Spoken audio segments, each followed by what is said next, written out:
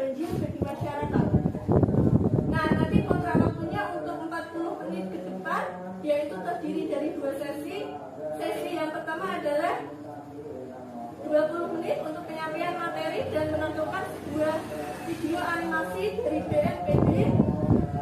Kemudian yang sesi kedua terdiri dari sesi tanya jawab. Sebelumnya, apakah teman-teman bersedia? Baik, langsung saja. Apakah bisa kita mulai dari sekarang? Sebelumnya, apakah teman-teman sudah mengetahui apa itu kesiapsiagaan bencana banjir bagi masyarakat? Belum tahu ya? Baik, langsung saja sekarang kita akan membahasnya ya. Kita ketahui ya bahwa penanggulangan bencana di Indonesia itu sudah diatur dalam Undang-Undang Nomor 24 Tahun 2007. Ini itu tentang penanggulangan bencana yang menyebutkan bahwa pemerintah pusat dan pemerintah daerah itu adalah penanggung jawab dalam hal ini. Nah, sebelumnya apakah kalian tahu apa itu BNPB? Nah, BNPB itu singkatan dari Badan Nasional Penanggulangan Bencana. Paling kalian itu sering mendengar di TV tapi belum mengetahui apa secara pastinya. Nah, BNPB ini menjadi penanggung jawab dalam penyelenggaraan penanggulangan bencana di tingkat nasional dengan didukung oleh kementerian atau lembaga terkait seperti TNI, Polri, Basarnas, BMKG, dan PVMBG. Nah, BMKG itu singkatan dari Badan Meteorologi, Klimatologi, Geologi, dan PVMBG itu singkatan dari Pusat Vulkanologi, Mitigasi Bencana Geologi. Nah, selanjutnya saya akan menjelaskan mengenai BPBD. Apa kalian sudah tahu apa itu BPBD? Kalau BPBD itu badan penanggulangan yang fokusnya itu di daerah, baik di provinsi, kabupaten, dan kota, yang merupakan penanggung jawab dalam penyelenggaraan penanggulangan bencana di tingkat daerah yang didukung oleh organisasi perangkat daerah atau OPD terkait. Nah, dalam masa tanggap darurat ini, pemerintah daerah dan pemerintah pusat ini akan membentuk sebuah posko komando. Nah, yaitu yang bertugas untuk melakukan upaya penanganan darurat, dan ini sudah diatur dalam Peraturan Kepala BNPB Nomor 3 Tahun 2016. Selanjutnya saya akan menjelaskan mengenai kesiapsiagaan. Apa kalian tahu apa itu kesiapsiagaan? Baik, langsung saja kita bahas ya. Kesiapsiagaan itu adalah serangkaian kegiatan yang dilakukan untuk mengantisipasi sebuah bencana melalui dengan pengorganisasian serta melalui langkah yang tepat guna dan berdaya guna. Nah, selanjutnya itu ada rencana kesiapsiagaan yang perlu kita lakukan untuk menghadapi sebuah bencana, terutama bencana banjir yang sering terjadi di daerah kita kalau musim hujan itu. Nah, apa saja yang perlu kita lakukan, yaitu memiliki 3 upaya utama. Yang pertama ada memiliki sebuah rencana darurat untuk keluarga. Nah, apa aja itu?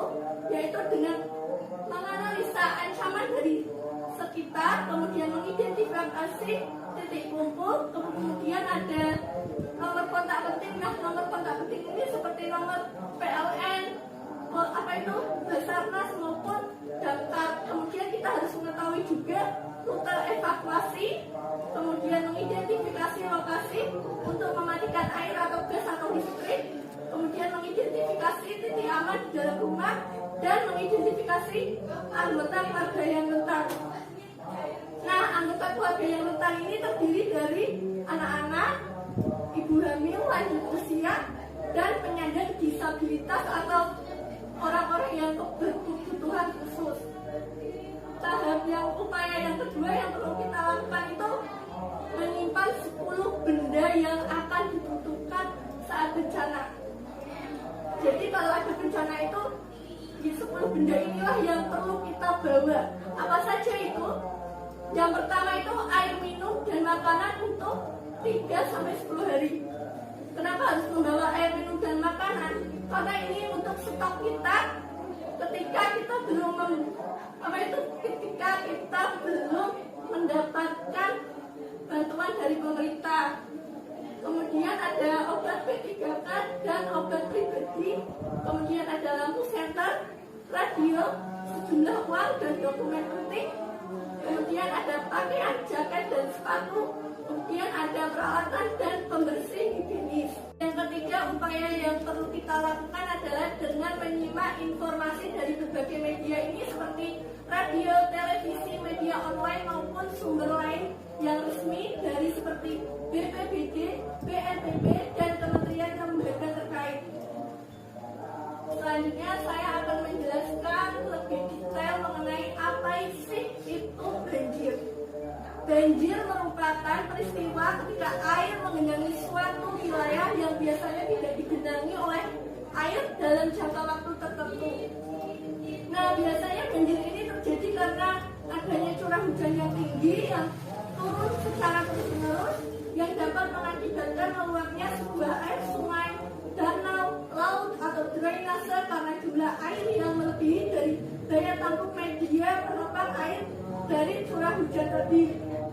Nah, sebagai tambahan, selain diakibatkan oleh faktor alami yaitu curah hujan yang tinggi, banjir juga itu bisa disebabkan oleh ulah manusia, yaitu seperti berkurangnya kawasan resapan air karena alih sebuah fungsi lahan, kemudian ada penggundulan hutan yang terjadi secara liar sehingga ini meningkatkan erosi dan dapat menimbulkan sungai. Serta perilaku manusia yang tidak bertanggung jawab adalah membuang sampah sembarangan. Selanjutnya saya akan menjelaskan mengenai upaya kita yang perlu kita lakukan sebelum terjadinya bencana atau pra bencana, saat terjadinya bencana, dan pasca terjadinya bencana. Yang pertama kita akan membahas pra bencana atau sebelum terjadinya bencana, apa saja yang perlu kita lakukan. Yang pertama, kita harus mengetahui sebuah istilah-istilah peringatan yang berhubungan dengan bahaya banjir seperti dari siaga 1 sampai siaga 4 dengan langkah-langkah apa yang perlu kita lakukan. Yang kedua, kita harus mengetahui bagaimana tingkat kerentanan tempat tinggal kita, apakah berada di zona rawan banjir. Nah, biasanya zona rawan banjir ini ada di daerah Jakarta, Bandung, Bogor, dan sekitarnya ada Jabodetabek. Yang ketiga, dengan cara mengetahui cara-cara untuk melindungi rumah kita dari banjir. Yang keempat, mengetahui saluran dan jalur yang sering dilalui air. Yang kelima, melakukan persiapan untuk evakuasi termasuk memahami rute evakuasi. Nah, yang keenam, membicarakan dengan anggota keluarga mengenai ancaman banjir dan merencanakan tempat pertemuan apabila anggota keluarga terpecah-pecah. Nah, selanjutnya adalah saat bencana. Nah, saat bencana ini apa saja yang perlu kita lakukan, yaitu yang pertama, apabila terjadi banjir yang akan terjadi di wilayah kita, maka kita harus menyimak sebuah informasi dari berbagai media mengenai informasi banjir untuk meningkatkan kesiapsiagaan kita. Nah, yang kedua, apabila terjadi banjir ini, segeralah evakuasi ke tempat yang lebih tinggi. Yang ketiga, waspadalah terhadap arus bawah, saluran air, kubangan, dan tempat-tempat lain yang tergenang air. Yang keempat, kita harus mengetahui resiko banjir dan banjir bandang di tempat kita. Misalnya banjir bandang ini kan bisa terjadi tiba-tiba tanpa peringatan pada saat hujan biasa ataupun deras. Nah, kewaspadaan kita ini sangat dibutuhkan. Nah, yang kelima, apabila kita bersiap untuk mengevakuasi diri, amankanlah rumah kita. Apabila masih tersedia waktu, tempatkanlah perabot di luar rumah atau di tempat yang aman dari banjir. Nah, barang yang lebih berharga ini bisa diletakkan pada bagian yang lebih tinggi di dalam rumah. Nah, yang keenam, kita bisa matikan semua jaringan listrik apabila ada instruksi dari pihak yang berwenang. Cabutlah alat-alat yang masih tersambung dengan listrik dan jangan menyentuh peralatan yang bermuatan listrik.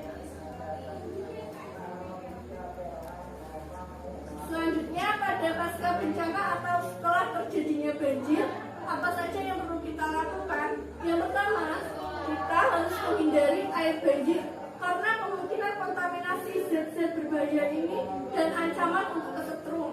Yang kedua, waspadailah dengan instalasi listrik. Yang ketiga, ketiga, hindarilah air yang bergerak. Yang keempat, hindari area airnya yang baru saja surut, karena jalan bisa saja keropos ataupun ambles. Nah, yang kelima, kita harus menghindari lokasi yang masih terkena bencana, kecuali jika pihak yang berwenang membutuhkan sukarelawan. Yang keenam, kita bisa kembali ke rumah sesuai dengan perintah dari pihak yang berwenang.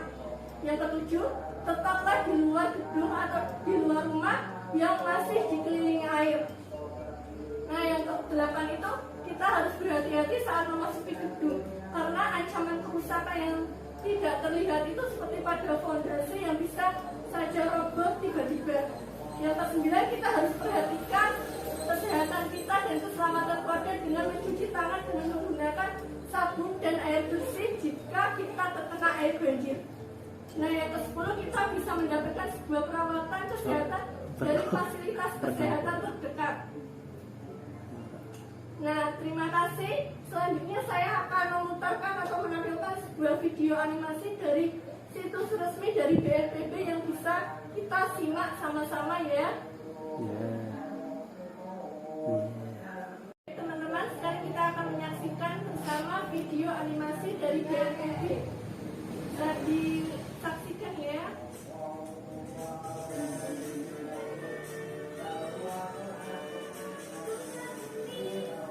Kelihatan nggak?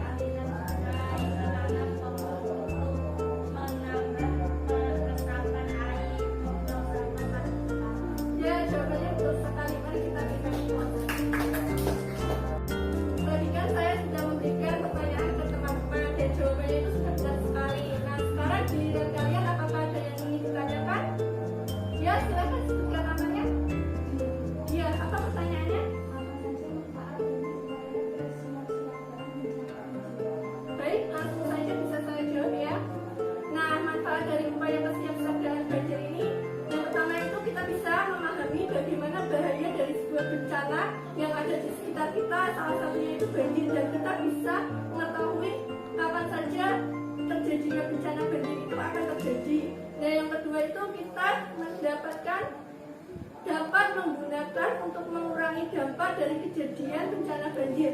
Contohnya itu untuk meminimalkan benda berharga itu agar tidak hanyut.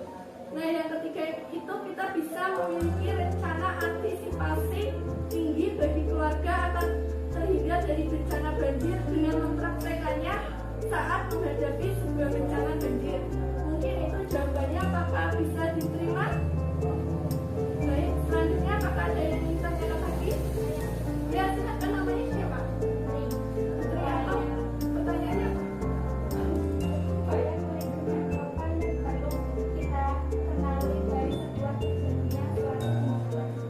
Baik, langsung saja saya jawab ya. Upaya-upaya perlindungan yang bisa kita kenali itu yaitu dengan mengkaji situasi, yaitu dengan mengidentifikasi bagaimana tipe bencana yang ada di sekitar rumah kita. Kemudian kita bisa memutuskan ketika terjadinya bencana itu kita mau tetap tinggal di sana atau berpindah tempat untuk mengamankan diri.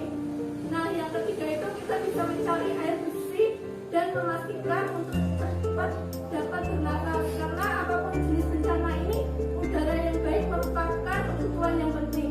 Nah, upayakanlah lindungilah diri kita dengan cari udara bersih sedemikian mungkin dan menutup mulut dengan kain atau masker. Yang selanjutnya itu kita bisa melindungi diri kita dari reruntuhan dan memberikan sinyal kepada penolong. Selanjutnya kita juga bisa memastikan higienitas atau kebersihan, yaitu dengan memastikan air yang layak untuk minum dan sanitasi. Mungkin itu jawabannya, apa bisa diterima?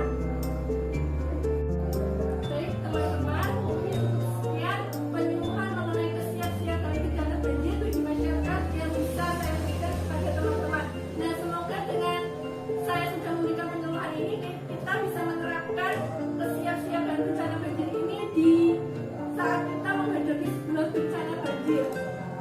Nah, dapat saya simpulkan bahwa kesiapsiagaan bencana banjir ini sangat berguna bagi kita untuk mengetahui apa saja tindakan atau upaya yang perlu kita lakukan dari sebelum terjadinya bencana, saat terjadinya bencana, dan pasca bencana. Jadi kita itu bisa meminimalkan resiko-resiko atau dampak yang mungkin terjadi saat kita menghadapi sebuah bencana. Nah, untuk evaluasinya tadi juga saya sudah bertanya ke